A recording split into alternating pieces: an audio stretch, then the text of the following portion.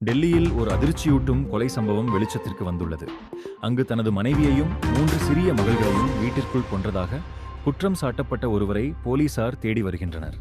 விசாரணையாளர்களின் தகவலின்படி பாதிக்கப்பட்டவர்கள் தூங்கிக் கொண்டிருந்த போது தாக்கப்பட்டிருக்கலாம் என்றும், சம்பவத்திற்கு பிறகு சந்தேக நபர் அந்த இடத்தை விட்டு வெளியேறுவது சிசிடிவி காட்சிகளில் பதிவாகியுள்ளதாக கூறப்படுகிறது.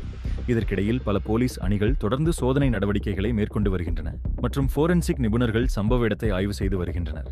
அதே நேரத்தில் நவி மும்பையில் சாலையோர குழாயின் உள்ளே அடையாளம் தெரியாத பெண்ணின் எரிந்த உடல் கண்டுபிடிக்கப்பட்டதைத் தொடர்ந்து போலீசார் கொலை வழக்கு பதிவு செய்துள்ளனர். அதிகாரிகள் ஆதாரங்களை அழிக்க உடல் எரிக்கப்பட்டிருக்கலாம் என சந்தேகிக்கின்றனர். மேலும் சிசிடிவி காட்சிகளை ஆய்வு செய்து உள்ளூர் மக்களிடம் விசாரணை நடத்தி வருகின்றனர். இதேபோல் கொல்கத்தாவில் ஒரு சிறிய தகராறு துப்பாக்கிச் சூட்டாக மாறி ஒரு இளம் மெக்கானிக் பலமுறை சுடப்பட்டார்.